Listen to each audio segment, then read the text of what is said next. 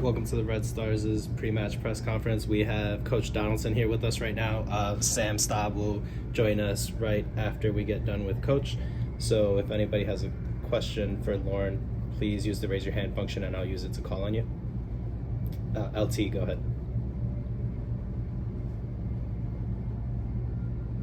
Hey, Lorne, it's nice to see you again. LT, creator of Red Stars Report. Hey, thanks, LT. I'll start with, are there any names that we should expect on the injury report leading into this match that weren't there last week? And how is Chardonnay doing on her recovery? Yeah, I mean, the Chardonnay's actually, been released for contact, but it's going to take her a while to get back into the full swing of things. So,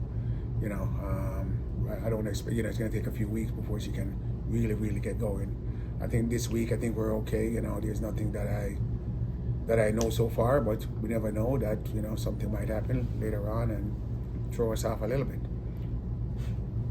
And a player like Shea Groom didn't dress last week. Was that a precautionary thing due to her still rehabbing from that injury she had last season? Just coming out a knee injury like that, it's, you have to be very cautious of trying to throw somebody into the fire right away. And we just, make sure that our performance staff is monitoring her, fitness, and when it's time to ready, then, we'll see, what happens. And looking forward to this weekend, what do you look for when going up against a attack first kind of team like Seattle? And do you think your every player plays defense kind of mentality that you've been instilling can be especially effective against a team like them? Yeah, it's Seattle. They were one of the finalists last year, so obviously it's a good experienced group of players. They've been there before. We're basically a new group trying to figure it out. So, the mentality has to be, how can we score and how can we defend? It goes both ways. We're not gonna, we have to try to score goals also. So but as well as defend what they throw at us. All right, thanks, Coach. Thanks. Joe, go ahead. Thanks, Emmanuel. Hi, Coach. How you doing? Hey, Joe.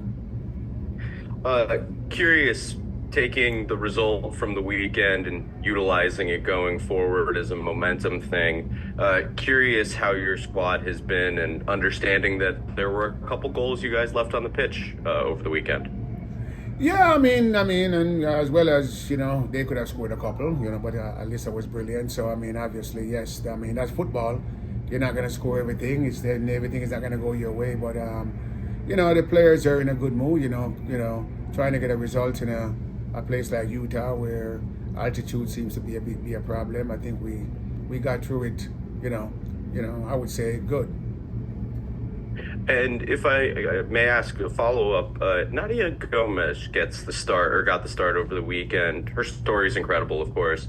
But what did she show in the first kind of month of training and into the game where she had a great scoring opportunity that you've seen from a player who that was just her NWSL debut?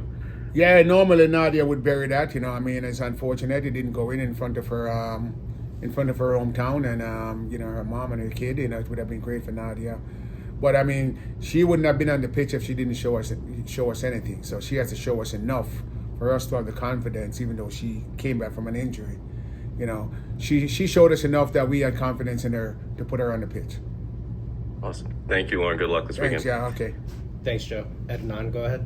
Yeah, the tournament that's coming this summer, sir. I'm so excited. I pump up. I want to know your personal opinion because you've been working with a lot of clubs, and obviously Liga MX is coming, and the Red Stars are going to be coming this summer, and some teams are traveling to Mexico. And I want to know your personal opinion of the growth of the women's soccer in total. And you just said it, to grow to the women's soccer. I think it's tremendous that we can have a little tournament like this where we can, play our neighboring country, unlike Mexico, who is a big soccer country, and their league is growing very fast. I think it's very important for both leagues to get together so we can grow the sport. So, and the fans of Chicago can, there's a big Mexican population here, can come out and just see some of their hometown players, our home country players play. I think it's just great for the game, for the entire league, our league and for the Mexican league and for on a whole the football and soccer community. And also will be a great opportunity to watch some players and maybe bring some players from the restaurants. Oh yeah, and that's also great opportunities for if we see players and we can afford to get those players, and if those players want to come to us, something we can have negotiation and not just us, the league. So I think overall it's just great. I couldn't be more excited. Thanks, Adnan. Steph, go ahead. Thanks. Hi, Coach. Hey, Steph. With players coming back from injury, a lot of times they said it's not about getting back to where you were. It's about moving forward to becoming, the player you are now. When you look at Mal Pugh, the ways that she played in the game, her ability to play either side or come central, the position she was in when she was shooting on the goal.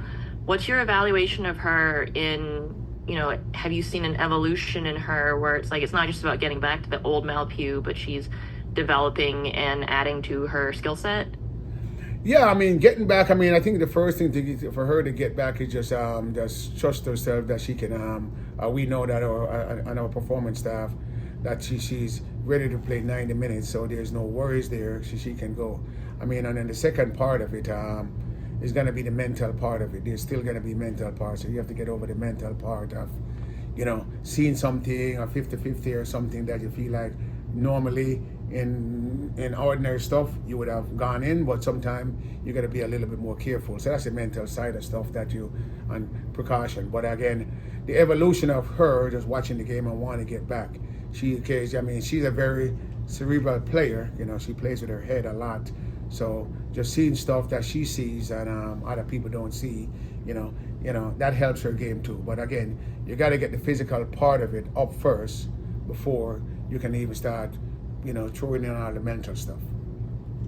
Just also in terms of Mal, what's your, obviously one game, but what's your evaluation so far of her ability to kind of work in that half space and help the team, break out of having to sit low or being pressured or not necessarily having a ton of the ball and then being able to, move the ball forward?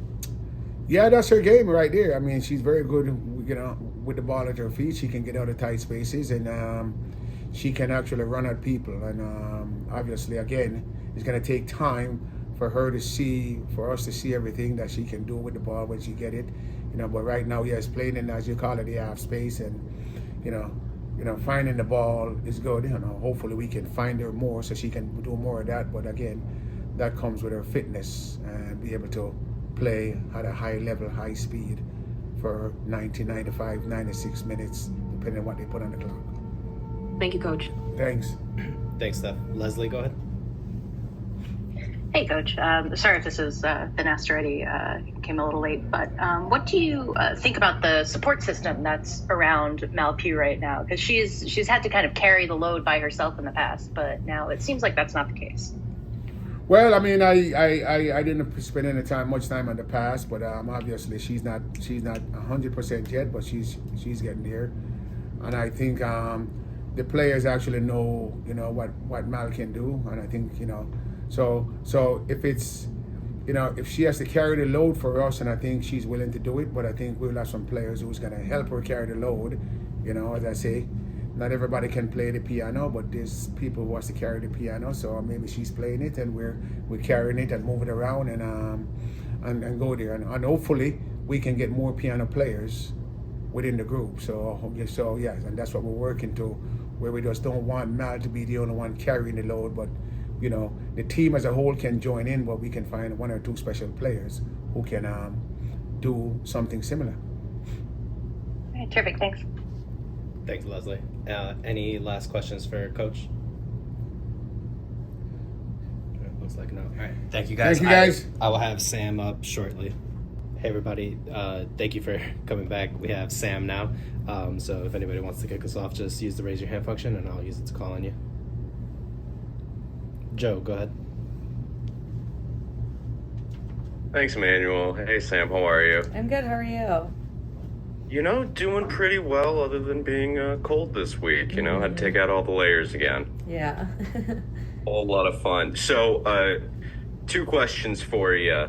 curious how you're feeling in this system that Lorne's put in that seems to, through one game, understand the sample size, but seems to really rely on you to get those passes from the defensive half of the pitch into the attacking half of the pitch.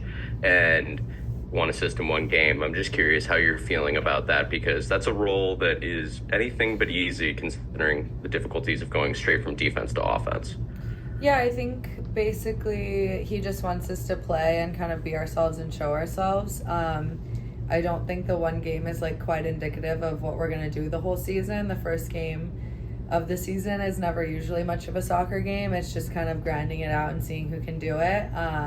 So I think there's a lot more to come with this group, a lot more soccer to be played, but he definitely just wants us to like show what we can do for sure.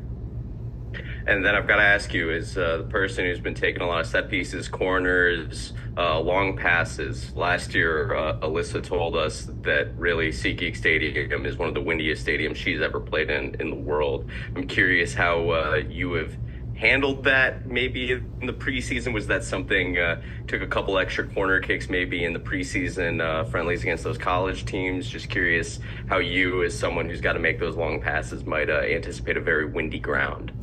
Yeah, I think I'm just taking it day by day and just seeing when I step up over it where the wind is going or what I think.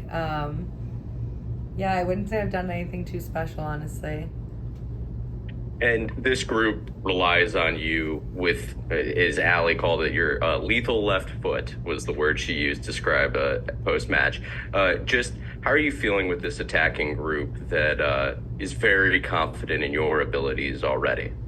Yeah, I mean, everyone's been really great in saying, like, do what you can do. I think we have so many great attacking pieces that makes it really exciting to be able to play balls forward and then just kind of go and create off of that. I love it. It's great. It's exciting, and it'll be fun to continue to play with.